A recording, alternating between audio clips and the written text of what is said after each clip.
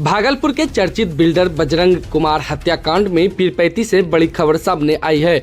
Police ने पीरपैंती निवासी सीमा कुमारी को गिरफ्तार करते हुए महज 12 घंटे के भीतर इस हत्याकांड का खुलासा करने का दावा किया है। पुलिस के अनुसार मृतक बजरंग कुमार और सीमा कुमारी के बीच लंबे समय से संबंध थे। घटना वाली रात सीमा बिल्डर के कार्यालय पहुंची थी। दोनों के बीच शारीरिक संबंध बनने के बाद किसी बात को लेकर विवाद हो गया। पुलिस का कहना है कि विवाद के बाद बजरंग कुमार नशे की हालत में सो गया। तभी सीमा ने कार्यालय में रखा धारदार दबिया उठाकर उसके गले पर कई बार वार कर दिए। इसके बाद शरीर के अन्य हिस्सों पर भी हमला किया, जिससे उसकी मौके पर ही मौत हो गई। वरीय पुलिस अधीक्षक प्रमोद कुमार यादव ने बताया कि तकनीकी साक्ष्यों, वैज्ञानिक जांच और पूछताछ के आधार पर आरोपी को पीरपैंती से गिरफ्तार किया गया है। हत्या में प्रयुक्त दबिया भी बरामद कर लिया गया है। फिलहाल पुलिस मामले में आगे की पूछताछ और विधि सम्मत कार्रवाई कर रही है। प्रेस कॉन्फ्रेंस आप लोगों को ज्ञात है कि कल तिलका माझी थाना अंतर्गत एक हत्या की घटना घटी थी। जिनकी हत्या हुई थी उनका नाम बजरंग कुमार, पिता धनेश्वर प्रसाद सिंह, नीलकंठ नगर के रहने वाले थे। और सुबह सुबह एक सूचना प्राप्त हुई थी कि उनकी पत्नी के द्वारा कि उनके पति रात में खाना खा के अक्सर ऑफिस जाते हैं और ऑफिस में गए, लेकिन जो है सुबह वो फ़ोन कर रहे हैं तो उनका फ़ोन पिक नहीं हो रहा है। तो उसकी आदत में तुरंत वहाँ से फिर थाना से हमारी जो टीम थी, थानाध्यक्ष और ये जाके उसके जो ऊपर कार्यालय था, कार्यालय में जब देखते हैं तो बाहर से ताला लगा था, लेकिन ये लोग खिड़की वगैरह से देखने का प्रयास करते हैं तो कुछ आशंका होती है। तो जब ताला तोड़ा जाता है तो ताला तोड़ने के क्रम में जब अंदर जाते हैं तो देखते हैं कि जो मृतक हैं ये बजरंग कुमार, इनकी डेड बॉडी वहाँ पे घायल अवस्था में अंदर पड़ी हुई है। उसके बाद जो आगे की तहकीकात की जाती है, जो इन्वेस्टिगेशन हमारी आगे चलती है, तो एफएसएल की टीम बुलाई जाती है। हमारे नगर पुलिस अधीक्षक और सिटी डीएसपी 1 और ट्रेनी डीएसपी भावना और हमारे थाना की टीम और मैं स्वयं वहाँ पर भ्रमण किया और एफएसएल की टीम ने बहुत सारे सबूत वहाँ पर इकट्ठा किए। और उसके आलोक में हम लोगों ने वहाँ सीसीटीवी कैमरा जो एक फिर हमारी एक एसआईटी टीम का गठन भी होता है, जिसमें नेतृत्व नगर पुलिस अधीक्षक कर रहे थे। और फिर सीसीटीवी फुटेज, हमारे तक मोबाइल की तकनीकी जो सहयोग है उससे, और साथ में जो इनके बिजनेस पार्टनर 3-4 लोग थे, उनको भी हम लोगों ने बुला के पूछताछ के लिए रखा था। और उन्होंने जो सूचना दी उसी के आलोक में जो हमें देर शाम को टेक्निकल कुछ एविडेंस मिले और सीसीटीवी मिला, तो उसमें एक हेलमेट पहना हुआ लड़का या लड़की ये स्पष्ट नहीं हो पा रहा था, लेकिन पतले शरीर का था और हेलमेट पहना हुआ और कुछ झोला लेकर निकलता हुआ देखा जाता है। तो फिर हम लोग जब उसको तकनीकी रूप से पूछताछ करते हैं और जो मोबाइल की लोकेशन वगैरह के आधार पे, तो हम लोगों को पहला जो एक अभियुक्त थी जो अभी पकड़ी गई है, तो उसका नाम आता है सीमा कुमारी का।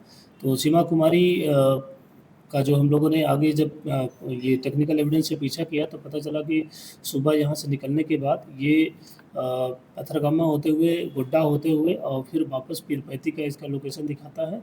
और शाम को जब घटना जिस दिन हुई थी उस दिन शाम को ये नया बाज़ार के आसपास अपनी मोबाइल आने के बाद वो मोबाइल एक तरीके से बंद कर दी थी।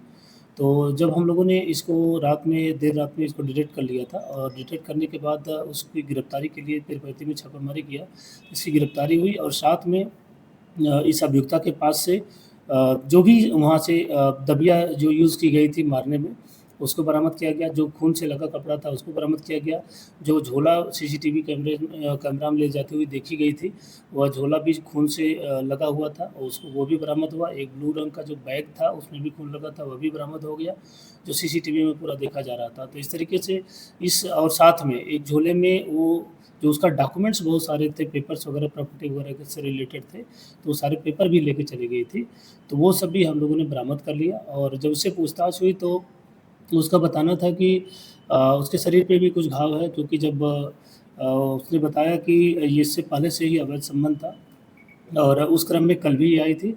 और रात में वो उसका कहना था कि दारू वगैरह वो मतलब जो अवैध शराब वगैरह या नशे की अवस्था में जिस उसमें रहे हों, उसका कहना था कि ये पूरा नशे की अवस्था में था। और उसके साथ जो बताया उसने कि जो संबंध बनाया तो उसमें काफ़ी उसने ब्रुटैलिटी की और जिसकी वजह से ये काफ़ी गुस्से में थी। और जब वो सो गया और देर रात में लगभग अर्ली मॉर्निंग में 3-4 बजे के आसपास उसका कहना है, जब पूरी वो निद्रा में चला गया और नशे की अवस्था में था, बहुत रिस्पॉन्स नहीं कर रहा था।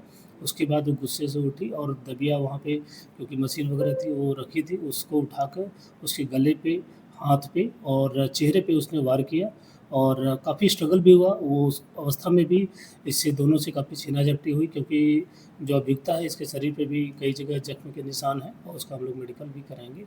तो इस तरीके से ये अभियुक्ता जो थी इसको हम लोगों ने लगभग 12 घंटे के अंदर ही डिटेक्ट करके जो है इसको देर रात में गिरफ्तारी भी कर लिया और इसने अपना गुनाह स्वीकार भी कर लिया कि इसने जो है अवैध संबंध और फिर उसके बाद जो भी उसकी जो है मतलब आपस में इस अवैध संबंध से उपजा हुआ विवाद था, इसी के आलोक में इसने हत्या की। अभी तक हम लोगों ने अन्य भी पूछताछ की, किसी विषय पे कि किसी का हाथ हो, तो इसमें कोई भी साक्ष्य नहीं मिला। उसने पूर्णतः स्वीकार भी किया कि ये और इसमें किसी का मामला ही नहीं है, इसका व्यक्तिगत रूप से मामला था। ये संबंध इसका पहले से ही वो जो मृतक है उनके साथ चल रहा था। तो इसमें हम लोगों ने जो भी बरामदगी की, सारा जो हत्या में प्रयुक्त वगैरह सामान थे वो सब बरामद हो गए हैं और हम लोग फिर भी अन्य बिंदुओं पे भी अगर कुछ लगेगा, अनुसंधान में आएगा तो उसका हम लोग जाँच करेंगे।